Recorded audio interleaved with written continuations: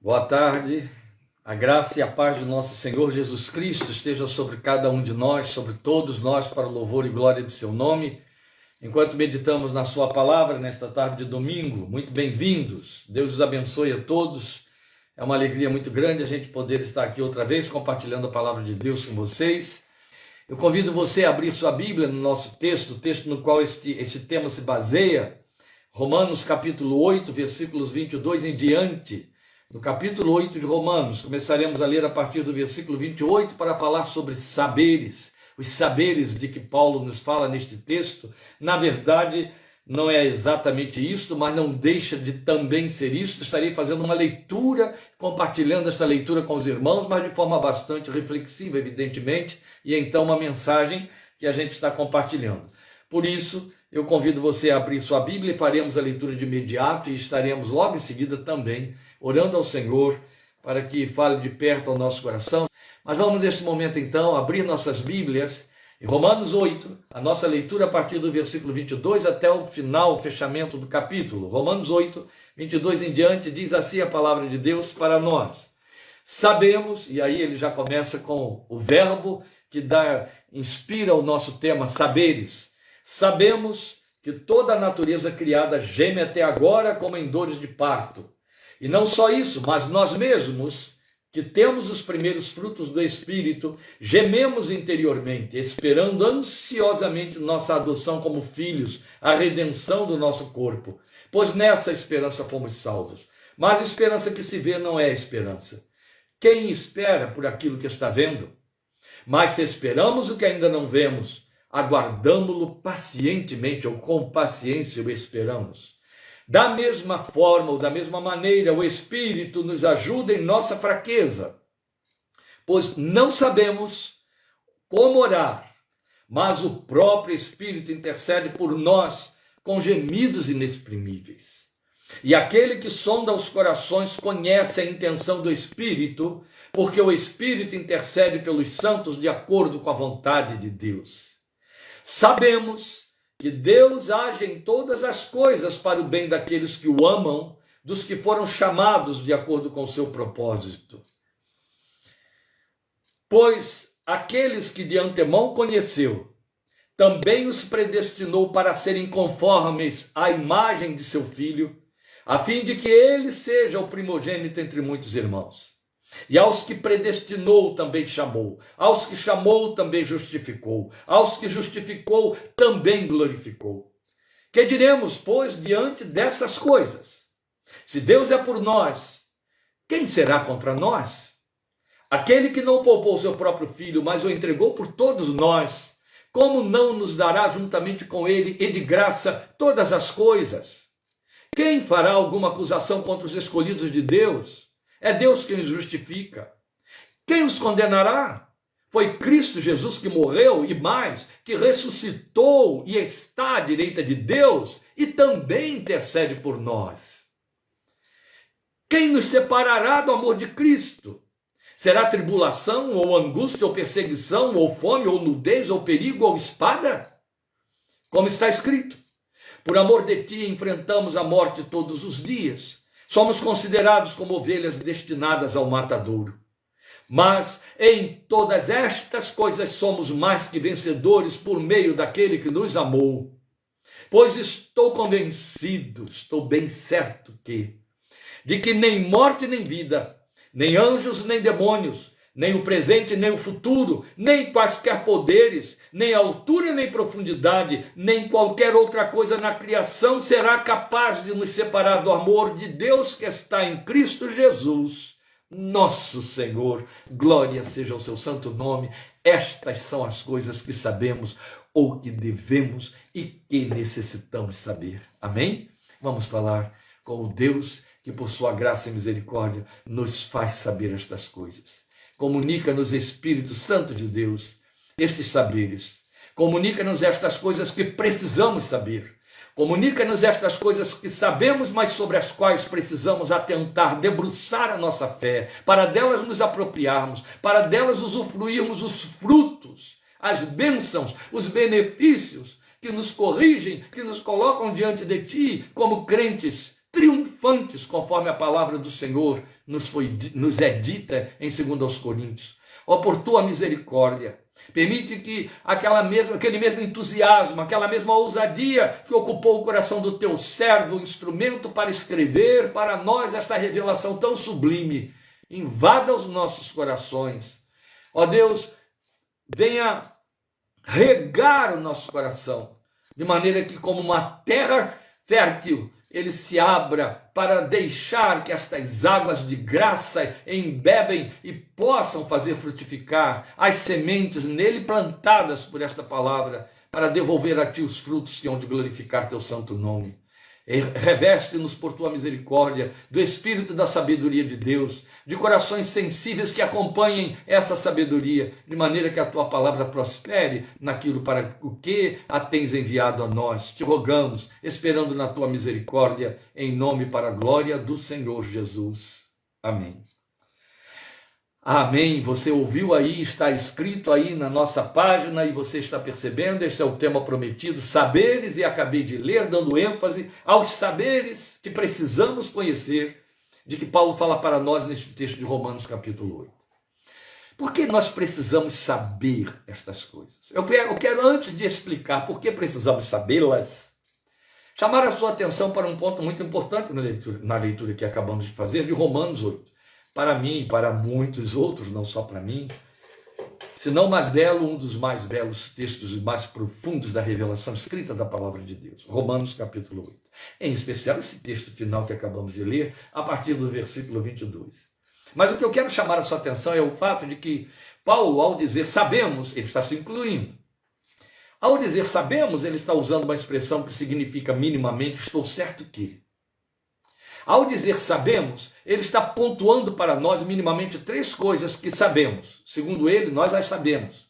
Nós estamos informados delas. Lembremos, ele está escrevendo para um grupo de crentes que não tinha esse texto na mão, que não tinha outros textos na mão, e ele está falando com muita autoridade e certeza para aquela gente. Eu e você sabemos, eu e vocês sabemos destas coisas. Isso vale para mim e para você.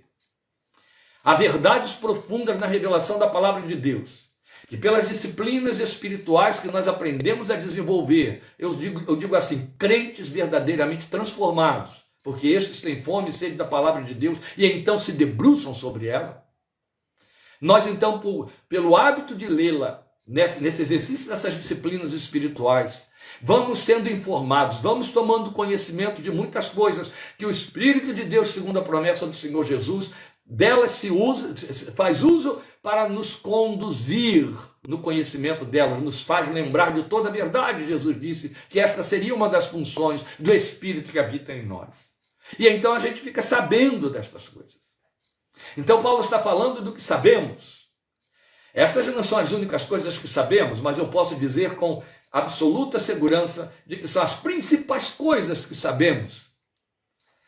E destas coisas principais que sabemos, precisamos tomar posse, usá-las, fazer com que este saber se interiorize, se internalize e se transforme em núcleo alimentador, em uma caldeira interna de sustentação para a nossa fé.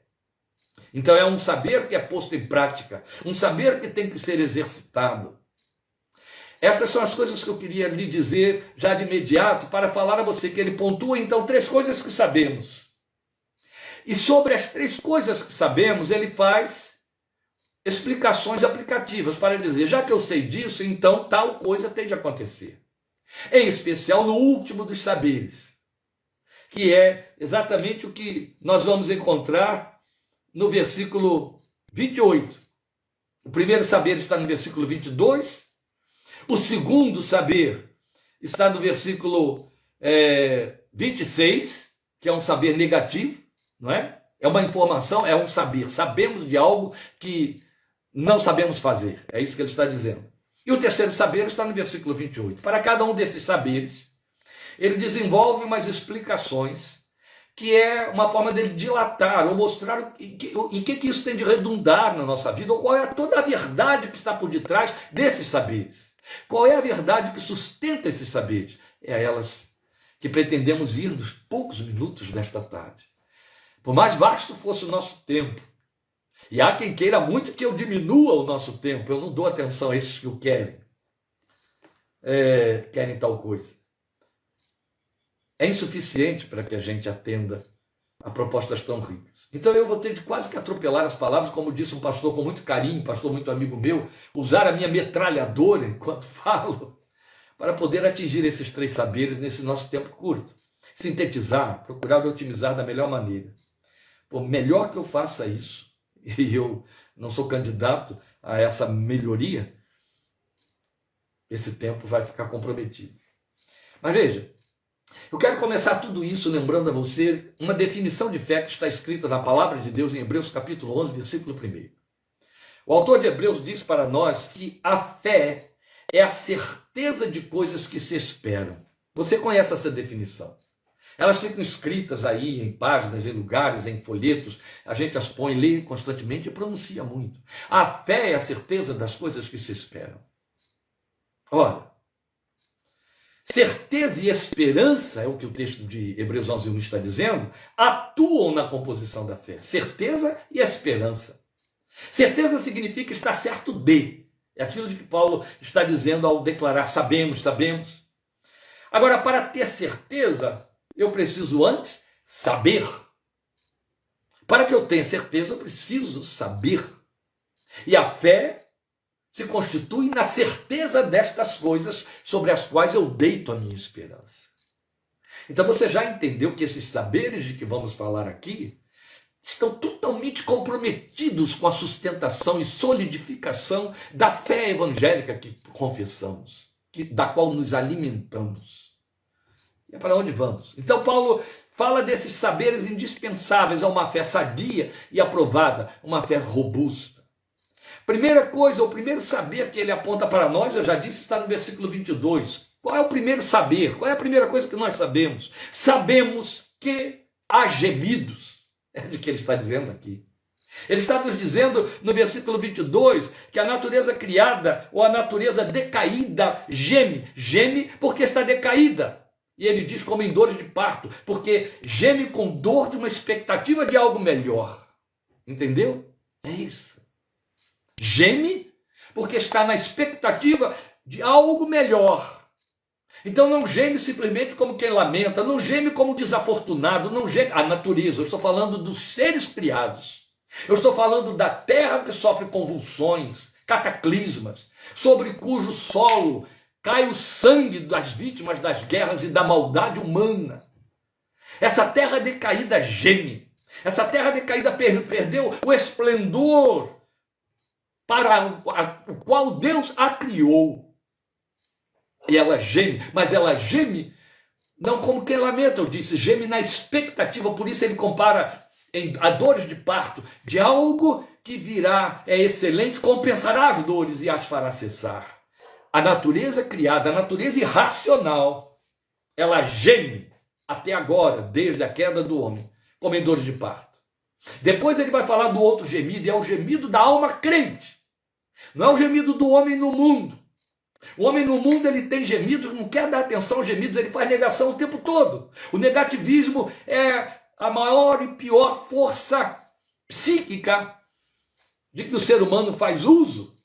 É a mais falsa possível, mais destruidora. E o ser humano é viciado em fazer negações. O ser humano sem Cristo, ele precisa negar as dores, as realidades das culpas, das suas más escolhas, dos seus prejuízos. E daí ele se encharca quanto ele pode de prazeres e paga muito caro financeiramente também falando, pela busca desses prazeres que servem de anestesia para encobrir, fortalecer a negação e encobrir a realidade das dores. Mas Paulo não está falando deles.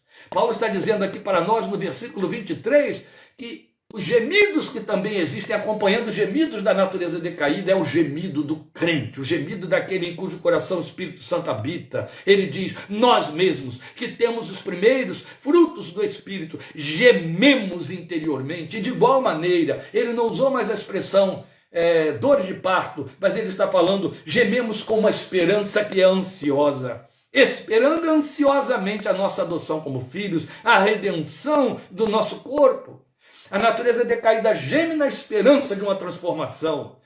A alma cristã, o coração do crente, daquele que nasceu de novo, geme, porque ele está habitando num corpo cuja natureza é decaída, a carne, e ele geme por conta da maldade do mundo, por conta daquele contexto de trevas que ele passou a enxergar, do qual foi tirado. Mas ele geme na expectativa de algo que será a transformação de todas estas coisas, a adoção, redenção desse corpo, a adoção de filhos de Deus. Então ele não geme porque há dores. As dores do corpo, o envelhecimento da vida, ela alcança todos os seres e alcança o ser humano racional. Paulo não está falando do gemido que acompanha o lamento das enxaquecas e das dores e dos tumores e de outras coisas semelhantes e até mesmo da expectativa da morte. Não. Ele está falando do gemido daquele corpo encarcerado ou que encarcera a glória que já nos foi dada pela ressurreição do Filho de Deus. Mas este é um gemido de anseio. É um gemido de anseio por coisas mais sublimes que nos foram prometidas. E aí ele nos lembra que ao gemer a natureza e ao gemer o crente geme e tem direito de gemer, ele faz lamentos e tem direito de lamentar. A Bíblia nos autoriza isso, a palavra de Deus. Ele o faz porque ele tem uma natureza nova que está vivendo em antagonismo com uma natureza velha na qual ela está alojada. Ele geme porque ele está na expectativa de coisas mais excelentes, e isso fala dessa expectativa de esperança. Paulo está dizendo, geme porque há esperança, geme porque há inconformação, geme porque não está aceitando o contexto do qual ele foi tirado, mas do qual ainda fisicamente está inserido, mas espera. Enquanto espera, então ele tem gemidos de ansiedade, gemidos de expectativa. E depois ele vai falar de um terceiro gemido. E isso é surpreendente porque ele vai falar do gemido do Espírito, e é o Espírito de Deus. Não é o Espírito do homem. O gemido do Espírito, ele está falando no versículo 26. O Espírito, da mesma forma, o Espírito nos ajuda em nossa fraqueza. Não sabemos como orar. Não é? Ele está falando aí. Mas o Espírito intercede por nós, de acordo com a vontade de Deus, até com gemidos inexprimíveis, o versículo 26 diz. Voltaremos a ele, mas com outro enfoque. Só quero chamar a sua atenção para o fato de que neste texto ele está mostrando que sabemos que o Espírito geme. O Espírito de Deus em nós geme. Fato, e você pode entender de igual maneira, também isso fala de anseios. O Espírito que foi posto dentro de mim e dentro de você para glorificar o Senhor. Jesus disse isso, ele me glorificará. Habita no corpo de um crente que peca. E o Espírito de Deus geme para traduzir a nossa oração diante do Senhor. Faremos isso no momento certo. Então, na verdade, esses gemidos que sabemos, dos quais precisamos estar muito conscientes, eles implicam em seus respectivos anseios. A natureza decaída geme porque espera a restauração. O crente, cujo coração geme, geme porque aguarda a redenção do seu corpo. E o Espírito de Deus geme como intercessor, aquele que ajuda o suplicante. Mas depois Paulo vai nos apresentar um segundo saber. Olha, eu quase que acredito que eu vou conseguir otimizar mesmo o tempo, né? Eu já estou indo para o segundo saber. Então ele vai nos apresentar o segundo saber, que é um saber negativo. Ele diz, sabemos que não sabemos orar. Fica embutido aí. Ele vai dizer para nós, no versículo 26, da mesma forma... Quer dizer, da mesma forma que a natureza decaída e o coração crente gemem, da mesma forma o Espírito nos ajuda em nossa fraqueza, pois não sabemos como orar. É isso que eu estou chamando de saber negativo, não que não é o não saber, não é a negação do saber. Eu sei que não sei orar. Aqui está mais uma coisa, meu amado, minha amada irmã, cujo saber eu preciso ter nítido e consciente na minha mente. Este é um erro no qual tropeçamos quase que o tempo todo. Faz parte de uma prática reprovável na experiência cristã de forma generalizada. Por que eu estou dizendo isso de forma tão enfática? Aí eu falo a partir do meu lugar de pastor, daquele que ouve o outro, daquele que observa o corpo de Cristo visível no seu entorno. Há algumas coisas nesta área que são tão altamente reprováveis que nos fazem gemer. quando esse mau hábito de que eu vou falar é alimentado por líderes que se servem disso, por pessoas maiores na fé que se servem disso para engrandecimento de sua vaidade, coisa parecida, vaidade espiritual. Infelizmente, nós estamos cercados de pessoas que entendem que elas não sabem orar e que existem aqueles que sabem. Nesta duplicidade de pensamento, só uma é verdadeira. Elas não sabem orar. A outra é mentirosa, é enganosa. Há quem saiba. Não há. Não há quem saiba orar como convém. Quando Paulo fala, usa o advérbio de modo, como, ele está afirmando isso. Não sabemos orar como convém. Não sabemos o modo certo de orar, a maneira certa de orar, e por maneira certa de orar, o que ele está dizendo é a oração que convém. Convém a quem? Convém a quem a ouve, convém a Deus. Qual é a oração que me convém fazer? Eu nunca vou orar, meu amado, minha amada, nem você, nunca vamos orar uma oração que nos seja inconveniente. Eu vou sempre orar de acordo com aquilo que me convém. Não é disso que Paulo está falando. Paulo está dizendo que qualquer que seja a forma como eu ore, esta oração não convém. Eu não sei fazê-la da forma como convém. Então, aqui já tira todos os poderes das mãos daqueles que por vaidade religiosa ou pseudo-superioridade espiritual acham que acharam o segredo, a pedra filosofal da oração, aquela verbalização ou capacidade de verbalizar ou de enfatizar ou de gritar ou de abalar céus e terras com seus urros, fazendo a oração do poder, a oração que convém, ou que ele sabe orar. E lamentavelmente, na mente geral dos crentes há aqueles que pensam, quem sabe orar e não sou eu, é o pastor. Quem sabe orar e não sou eu, é a irmã fulana que jejua sempre, que está sempre em reuniões de oração, que é muito piedosa, esse sabe orar. E a outra maioria vai correr atrás de dizer, ore por mim, porque... E há aqueles que ainda nas entrelinhas, nos bastidores, no ouvido da comadre, vai dizer, não, peça para ele orar, ou peça para ela orar, porque toda a oração que eles fazem, ou que ela faz, ou que ele faz, Deus ouve.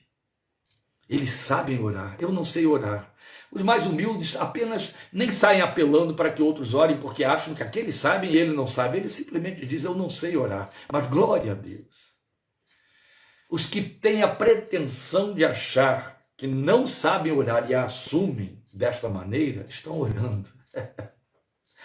Glória a Deus, porque não deixamos de ser ouvidos por não saber orar como convém. Glória a Deus, porque toda oração que eu e você fizermos será a oração que é fruto do que eu não sei. Eu não sei orar como convém. Este é um terreno em que eu me sinto mais confortável e à vontade por conta da bagagem psicológica. A psicologia nos ensina algo que a Bíblia já se apressou a dizer milênios antes deles pretenderem pensar tal coisa, ainda mais dentro das vias do ateísmo, que o coração do homem é enganoso. Enganoso é o coração do homem. E o texto de Provérbios vai fortalecer isso para dizer, há caminhos que ao homem parecem ser bons, mas o final deles são caminhos de morte. O homem imagina no seu coração, tal como imagina no seu coração, assim é.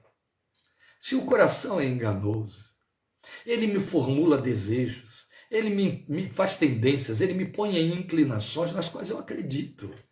O primeiro e quase que o único, mas não é o único, objeto do engano do coração é o seu dono.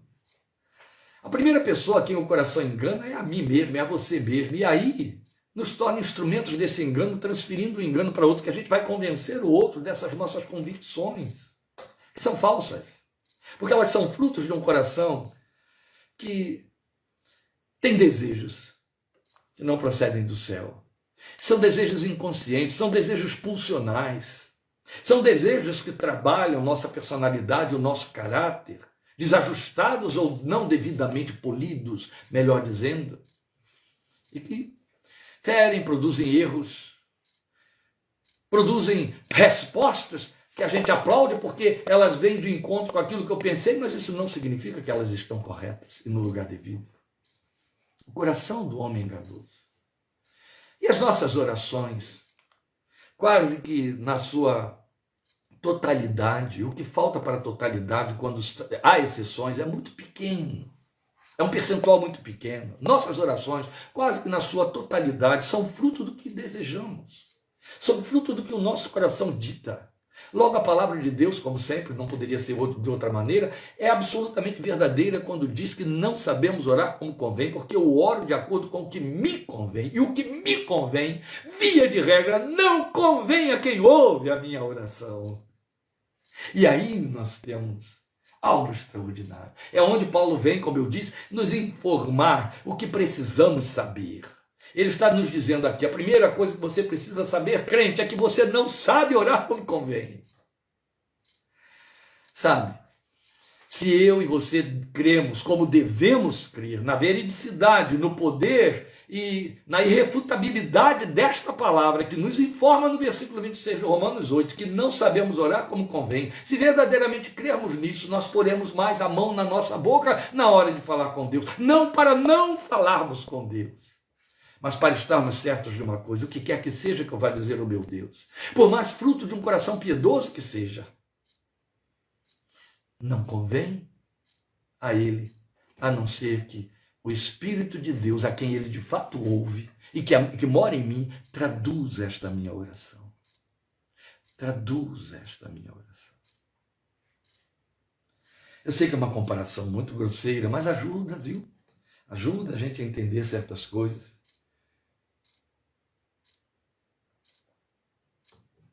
No terreno da ficção, eu já várias vezes tive a oportunidade de assistir filmes em que alguém em uma situação de desvantagem, diante de outro alguém em situação superior e de vantagem, que oprime, que pode destruir aquele alguém, tem de se pronunciar diante daquele que detém poderes e favores diante dele, ou sobre ele, numa língua que não lhe pertence, ele não sabe falar.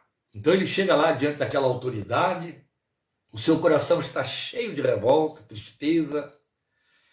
Ele sabe o que o outro pensa e está dizendo a respeito dele, o que já decidiu, ele tem ali que fazer algum tipo de apelo, ou transmitir uma mensagem como mensageiro de um outro lugar. Estou falando da ficção, do mundo do cinema. E aí ele vai como intérprete. E aquilo que ele diz diante daquele seu superior e algoz não bate bem, não vai ajudá-lo em nada, não vai favorecer. Então o intérprete não interpreta, não traduz o que foi dito pela vítima da maneira como a vítima quis que o outro ouvisse.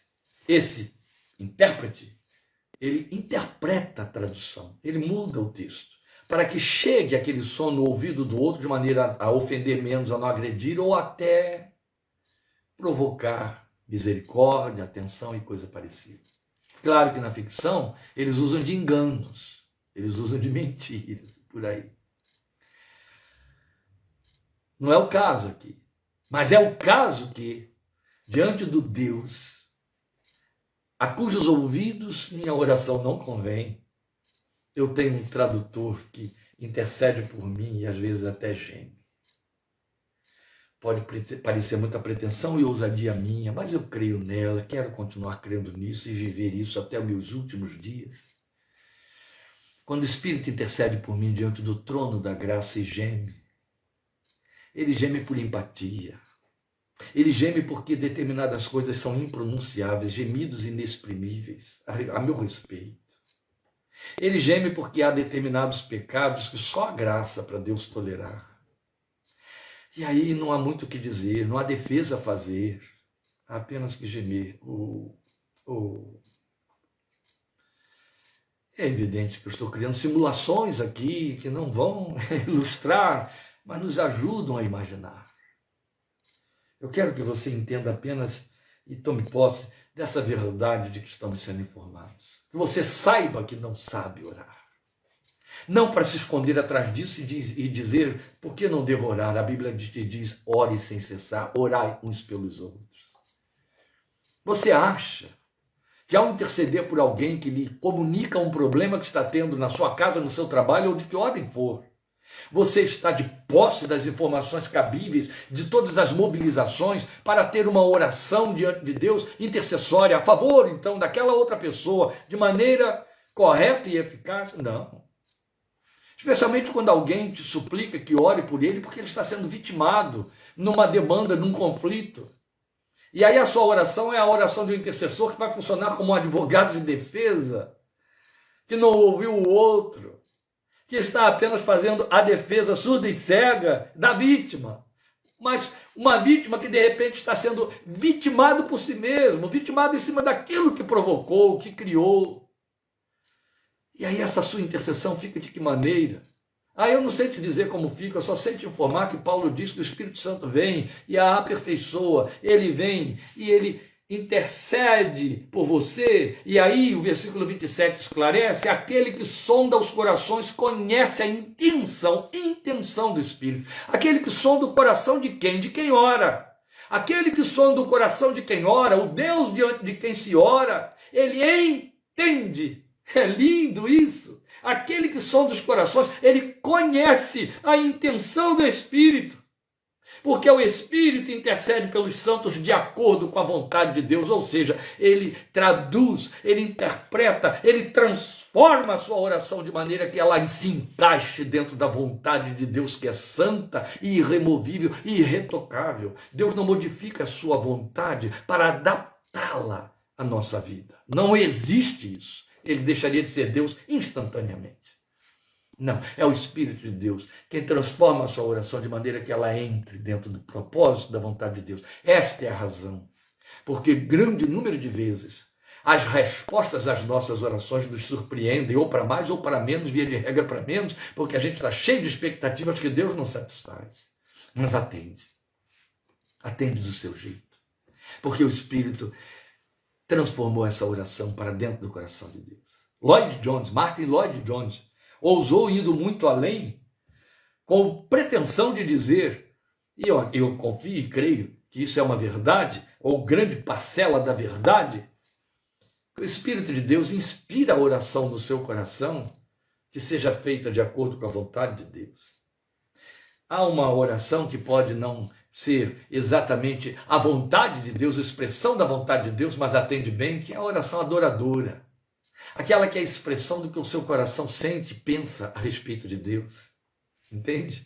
Ainda ali está o Espírito Santo intercedendo com vontades inexprimíveis, com gemidos inexprimíveis, para encaixar a sua oração no coração da vontade do Deus soberano, que é a fonte dessa resposta. Por isso é que somos ousadamente convidados, em Hebreus 4,16, a chegarmos confiadamente diante do trono da graça, a fim de encontrarmos mais graça e sermos ajudados em momento oportuno. É lindo, não é? A fim de acharmos misericórdia e sermos ajudados em momento oportuno. Glória seja o nome santo de um Deus que é justo e pleno de graça. Bendito é o seu nome.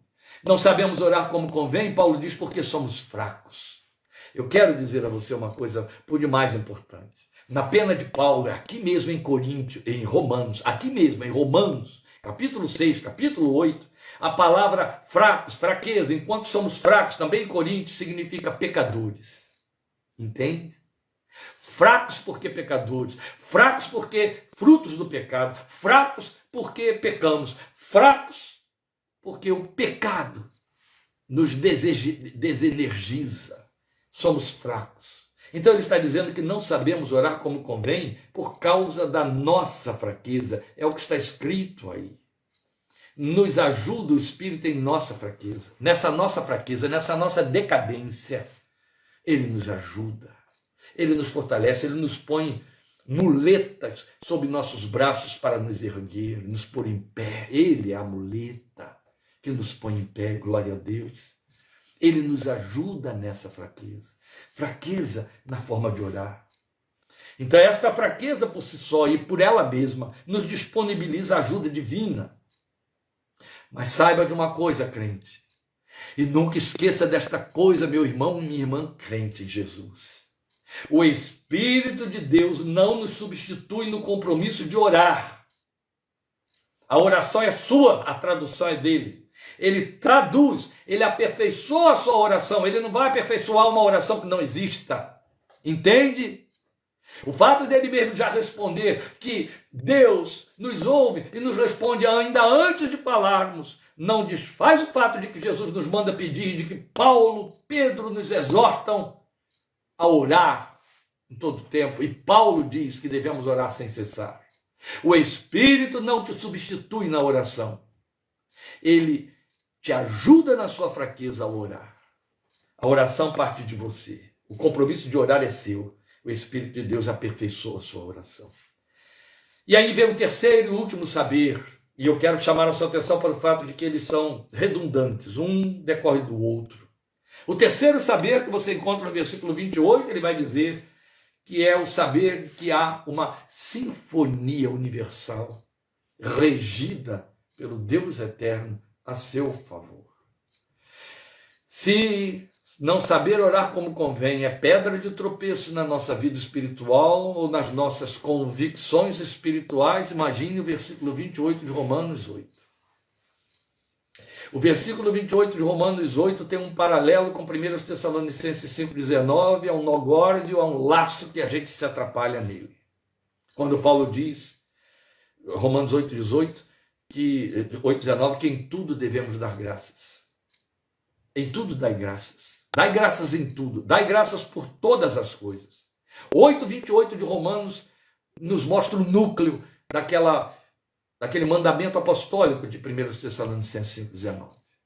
Sabemos que Deus age, Deus opera em todas as coisas, ou através de todas as coisas, para o bem daqueles que o amam, daqueles que foram chamados de acordo com o seu propósito. Isso aqui é muito bonito.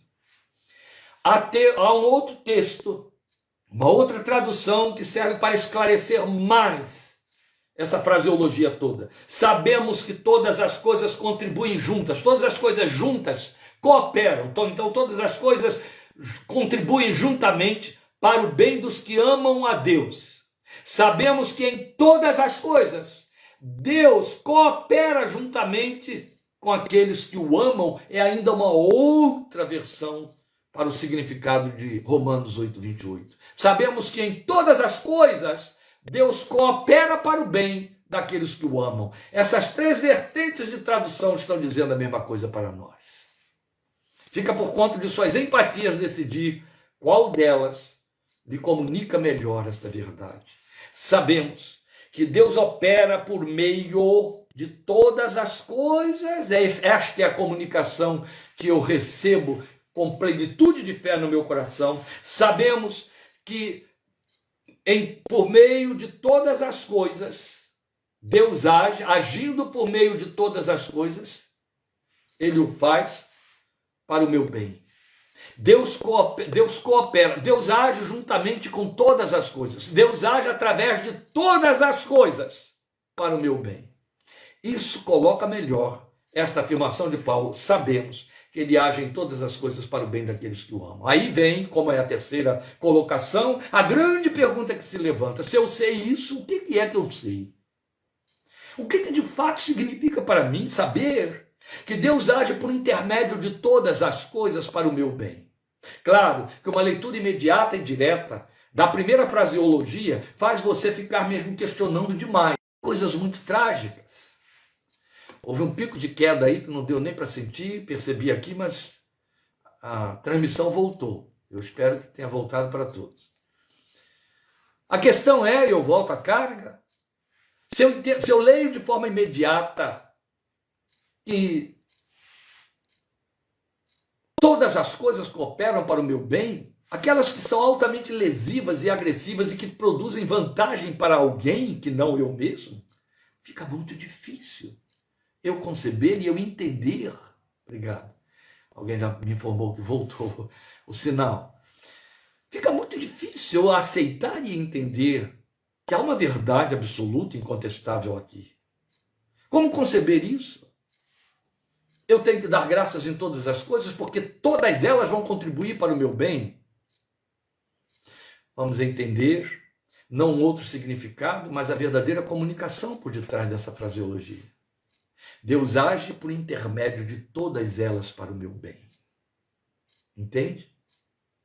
Não importa o tipo de fatalidade, o que esse texto, concordando com toda a Bíblia, eu vou te citar um outro texto, está dizendo é que qualquer que seja o tipo de fatalidade ou de benefício, coisas ruins e coisas boas, coisas positivas e coisas negativas que lhe ocorram, as adversidades e os privilégios e as vantagens, através delas, por intermédio delas, imiscuído nelas, Deus vai agir, Deus vai cooperar a seu favor, se servindo delas, de alguma maneira.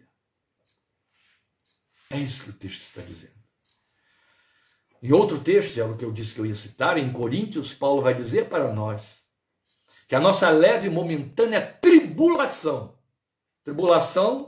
não é festa de Réveillon, tribulação não é noite de Natal, tribulação não é dias de carnaval, é tribulação. A nossa leve e momentânea tribulação produz para nós um peso de glória acima de toda comparação. Um peso de glória que excede. É isso que ele está dizendo. E é peso de glória. Para fazer contraste com a tribulação, que comparada com essa glória se torna leve. Leve e momentânea. Tribulação produz para nós um peso de glória. É peso porque é muitas vezes maior, e a tribulação se torna momentânea porque a glória permanece. Para dizer que Deus está agindo por meio de todas as coisas que estão nos ocorrendo, perpetradas por terceiros ou mesmo como sendo fruto de nossas más escolhas, para de alguma forma fazer com que elas produzam o bem de que necessitamos. O nome disso é amor. Esta é a razão, e é para onde eu parto agora fazendo a finalização de nossos saberes. E esta é a razão porque eu estou dizendo que isso tudo significa uma sinfonia circunstancial que dentro da vontade de Deus é inclinada a nosso favor, porque isso fala de uma regência divina a meu e a seu favor. Ele está regendo uma orquestra cujos sons chegam aos nossos ouvidos. Isso tudo para dizer que há frutos do concurso do Espírito como nosso intercessor. Tudo que ele vai falar a partir do versículo 28 está preso ao versículo 27. No versículo 27, que por sua vez, ainda ontem conversando aqui com alguns irmãos, eu falei de textos centrais, dos nucleares, textos nucleares. Aqui está o versículo 26, como texto nuclear do que começamos a ler, desde o versículo 22 e vamos agora até o 39.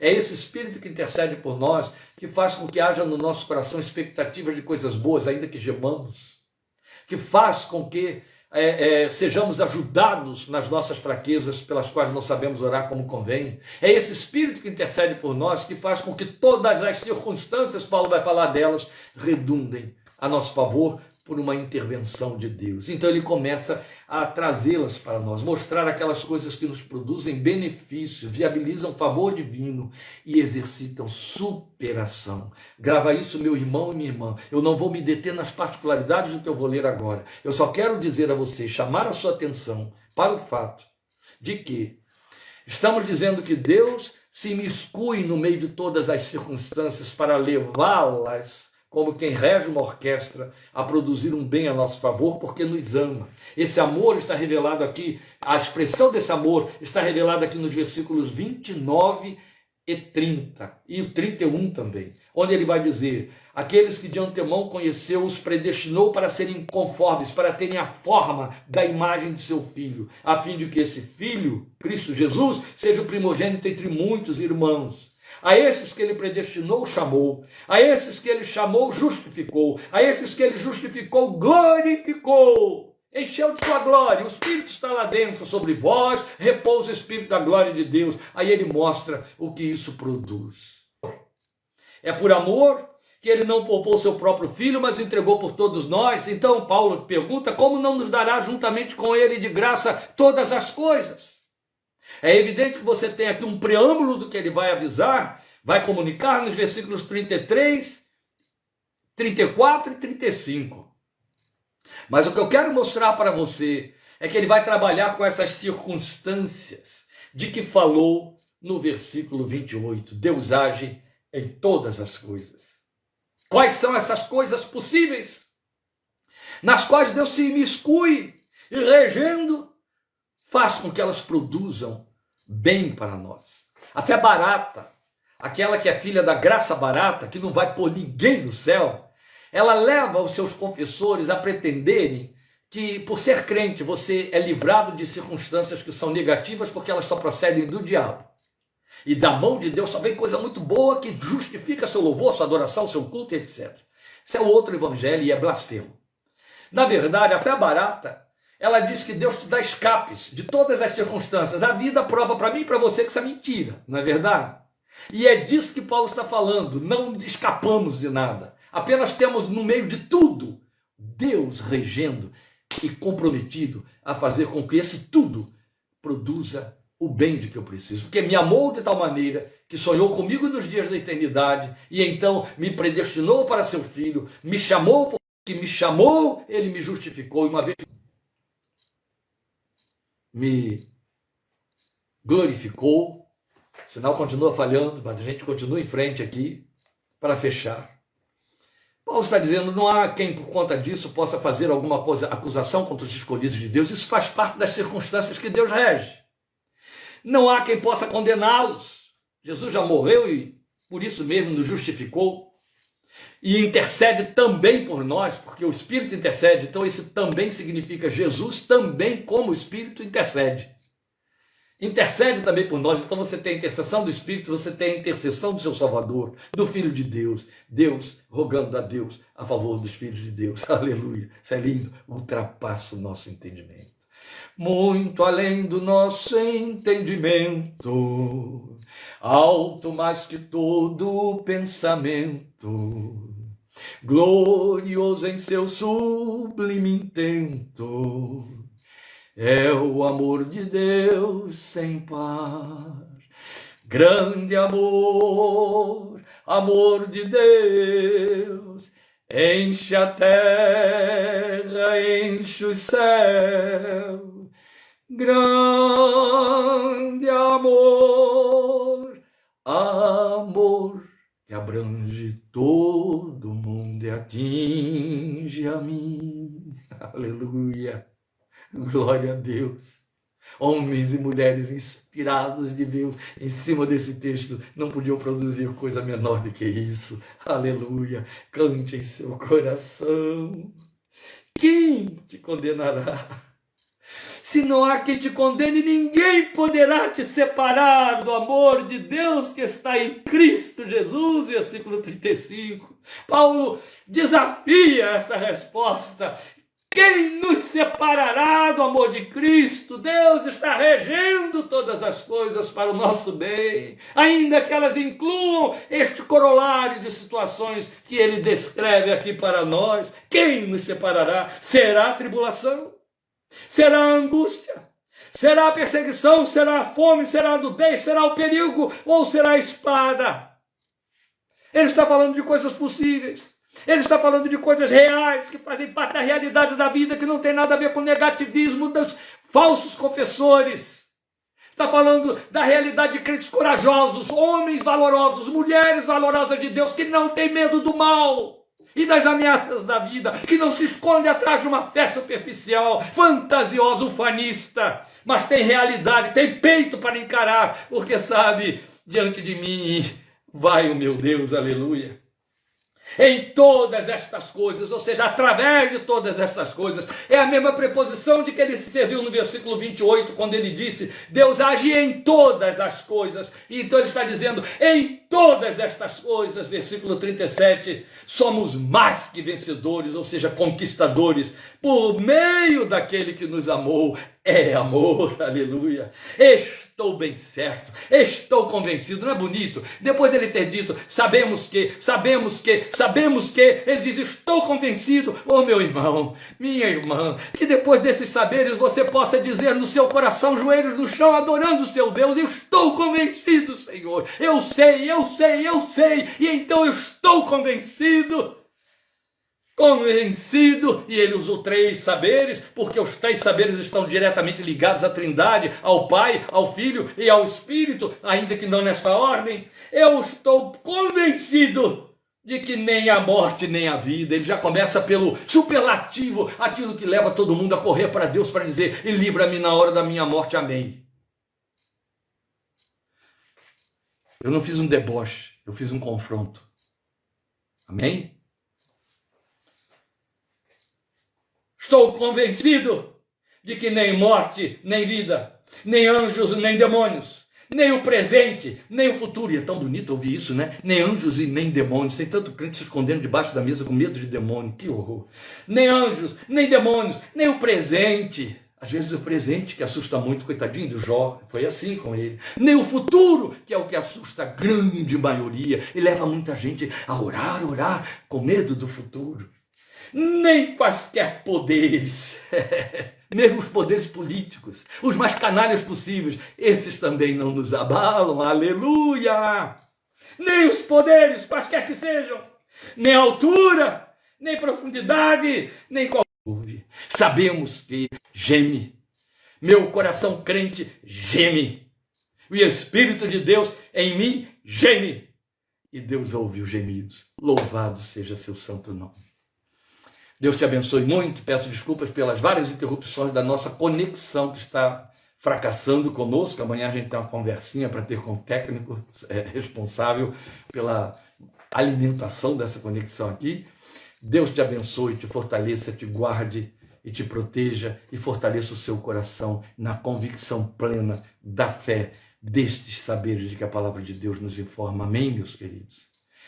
Aqueles que aqui estão, que já ouviram pela segunda vez esta palavra dos saberes, que resposta você tem dado desde que ouviu? Você está ouvindo hoje pela segunda vez. A quem muito for dado, está escrito, muito será requerido. Amém? Saiba disso também. O Senhor te abençoe e te guarde. Amém? O Senhor faça resplandecer o seu rosto sobre ti. O Senhor sobre ti levanta o seu rosto e tenha misericórdia de ti e te dê paz, em nome de Jesus. Deus te abençoe.